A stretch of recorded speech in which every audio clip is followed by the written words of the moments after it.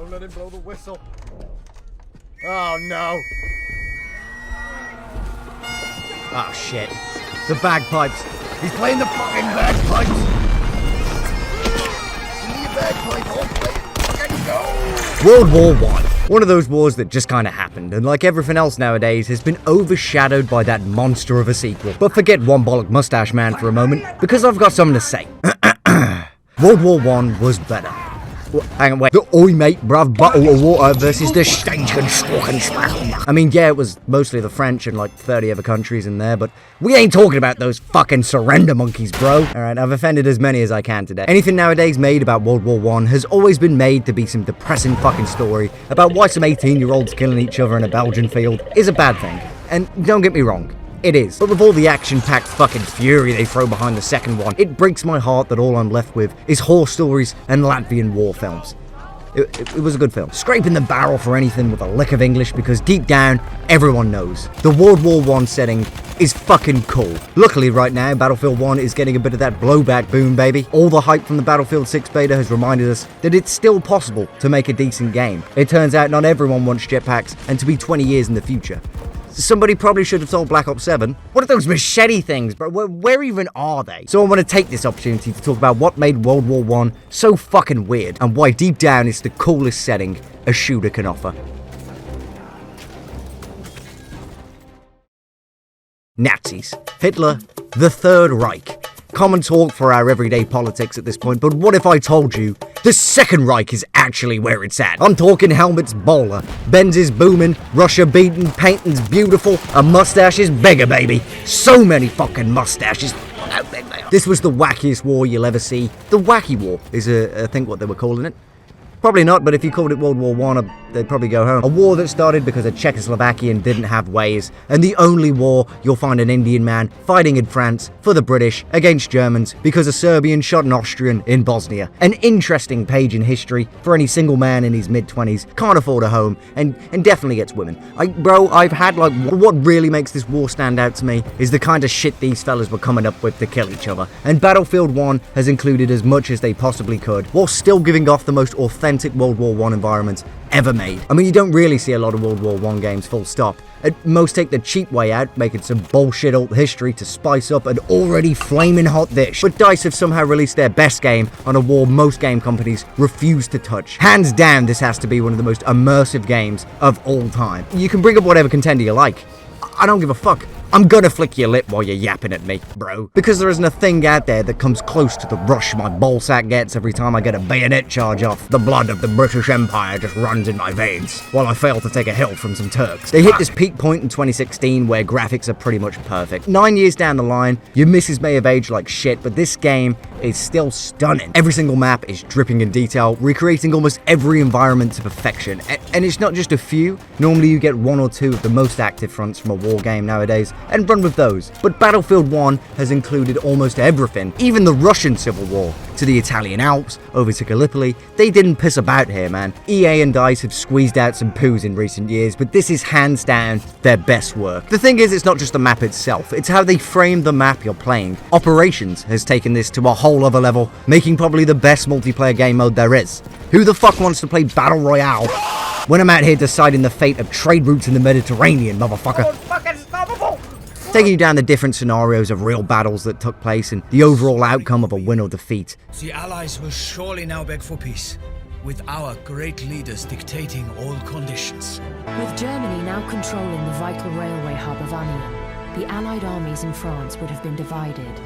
And if Paris were to fall, the surrender of France would likely follow. In this situation, Britain would have no choice but to seek a truce while they planned their new strategy. Such a small thing that helps paint such a big picture. Mustache big. It adds so much more immersion to the gameplay. Not to mention teaching some real history, eh? Who doesn't want to learn? Your average kid nowadays is a World War II historian, but World War I is the equivalent to Team Fortress Classic. No one knows what it is until they remember the 2 at the end is typically for a sequel. The history you can actually pick up just from this game alone. Granted, the bangable bullshit was pushing it, but damn, they sure got everything close. From all the real battle campaigns to showing you some more of the interesting regiments that actually served in the war, like World War I Knights, which sounds so cool until they tell you, alright, you're at the front, bro. And if we're talking about World War I, who could forget The war crimes. I love them. I eat them for breakfast. Sometimes I look across the pond at Canada and remember who they were. And this game remembers too. Every single weapon of war has been brought to the table. You fucking name it. It's up on the plate. Cleavers, clubs, gas, flamethrowers, sawtooth bayonets, baby. As I'm sure you can imagine, this was not really a time for fully automatic weapons. But DICE have done what they could, bending the rules just enough to pull off guns that weren't quite in the war, but were made or produced at the time. So a lot of them were prototypes or unused guns, because they made like fucking 2 of them. Don't forget the Calibri war crime, bro. Putting 18 shots into one man for a kill is gotta be a war crime. Why the fuck did they put ammo capacity? Is something in this that will drive you fucking crazy. The idea of going over the top with a submachine gun that has 9 bullets honestly makes me want to puke. Every other gun is pretty much a bolt-action rifle, but they've countered this brilliantly, with every fully automatic gun getting stuck with a cooldown. But even with this, if I could strangle the Austrian that came up with this water-cooled dog shit, there's a level of satisfaction you get catching a group of enemies at once that not a lot of games offer. It's just a shame that it's followed by such a ball ache to get a good string of kills with the 4 bullets these fellas are packing, but when it does land... Throw the bullets! Don't kill me! Come on. It's all worth it, until you're put right back in your place once again and killed by the submachine gun with 100 service stars that no World War I soldier ever saw. Beautiful. The music they're throwing behind this shit is inspirational, bro. If the fellas in these trenches were hearing this instead of whistles, maybe we wouldn't have been stuck in a Belgium field for 4 years. There's an atmosphere this game delivers that's just unmatched. You can't beat the destruction in this thing. Anyone who thinks they have a bit of cover, you're wrong. I don't know if anyone told you in history, but everyone before 1918 made their houses out of Play-Doh and sand. As it should be! I want to see buildings drop, boys. Cities decimated. We may not win the war, but your nan ain't moving back into that cottage, bitch. I mean, just stabbing a dude in this feels so fucking dramatic. Seeing the POV of your average Uber Eats driver. Cleavers, clubs, shovels, even bottles. You think the knife would have done it, but fellas are just coming up with shit for the fun of it now. Sniping just feels so fucking juicy. Hearing that small ping off a helmet after predicting the bullet drop, I'm literally sat there dripping in semen, bro. Body shots are gonna be the same as every battlefield. You're always gonna get that hit for 90-something bullshit. But this is simply solved with one gun. The Zulu Slayer itself. America may be the country with all the guns, but they'll never know the grip of a Martini Henry. Fire! Now, the Germans did start crying about some war crimes at some point, stating that amongst all this hell, the horror, the evil, the shotgun itself should be considered a war crime. A motherfucker, these boys are on something. The way I'm crushing souls in these trenches, I'm convinced melting their lungs of gas would have been the kind thing. There's no way of stopping it. I'm over here cutting through Italians like fucking brown bread. Unless you're more than 4 feet away, well then it's fucking useless. Now, I don't know if you heard, but World War I had a lot of trenches. The trench, holy hell. Fuck that. Typically in games, trenches aren't seen as the most exciting gameplay, but this has been completely curved by simply connecting most of the trenches, turning all that back and forth shooting that had my great-granddad bogged down for 4 years into an up-close bloodbath brimming with action. What is going on? Not to mention showing you the full reality of these soldiers in the trenches. You get there, it's over. Something Battlefield 1 does brilliantly that is really underappreciated is the bottlenecking. That isn't some fucking throat kink fetish thing, you weird freak. I'm talking about being able to make these intense fights in random areas of the map using nothing but close angles, large planes littered with snipers, and tight corridors, along with the trench setting of the entire war helping push this so much further. Something I feel kinda cringe talking about. But bro, get the fucking bagpipes going, baby, come on! This is something I haven't seen achieved anywhere close since. Even Battlefield 5, a game you would kind of assume would be in a similar tone, but obviously in World War II. But somehow this thing felt completely different. I'm gonna be real. I think it's dog shit. The shooting felt sloppy, the map design was poor, and they just couldn't remake these same intense close quarter fights. It's poo. It's so like 15 and 11. 2042 is a pile of dog shit, and everyone likes the World War II settings, but this game is ass. Now I can hear you already. Dude, it's a 9-year-old game. It's filled with sweaty nerds, and I'm dog shit. It's okay. Your country still needs you, boy. The Hacksaw Ridge setup is a joke from entirely the wrong war, but what I'm going with anyway, because sprinting around with needles, getting your boys back into the hell itself, is what's needed. We need more men like this, because no one will pick me up. Why won't anyone pick me up? If I'd have known Morphine had these capabilities, I'd say just jam it up with everyone, and let's go take fucking Asia, baby. Let's go take it. They haven't got that World War I Morphine, baby. All the explosions banging around me while I'm pulling out my Desmond Doss. 9 years I've been in these trenches. Even the guys on the ground weren't there that long. I'm wasting so much of my 20s just killing dudes in these trenches, but holy shit, is it good. Fucking get him! Get him! Oh, come on!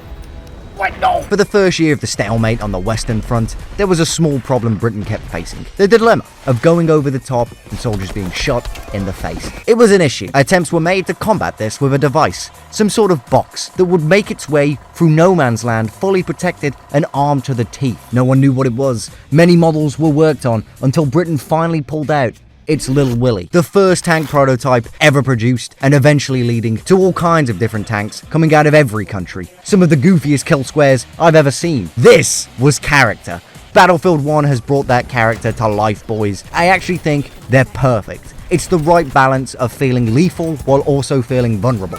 They're not too difficult to destroy, but if you're good with them, you are literally unstoppable. I'll get annoyed, but deep down I have no problem with that. You know, you're better than me. They're pushing with the team, doing what they're supposed to do. What I can't stand is the dude who's sitting back on fucking hills because they refuse to give up the tank class. Sat up there the entire game, just farming kills. The heinous things I wish on your bloodline for this would get me demonetized.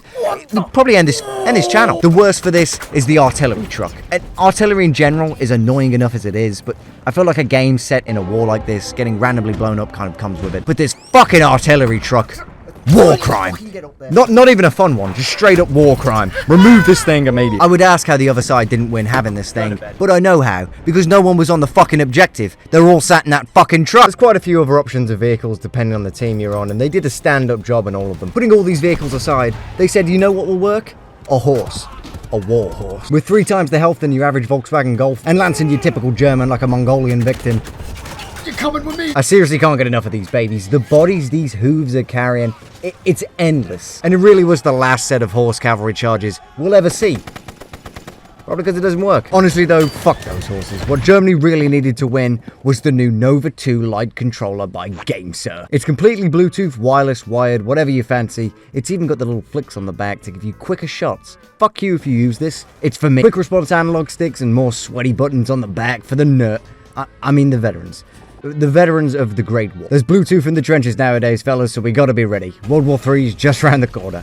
For fuck's sake. They're exclusive for PC, Steam, Switch, and Android. Multiple different colors like this gold one.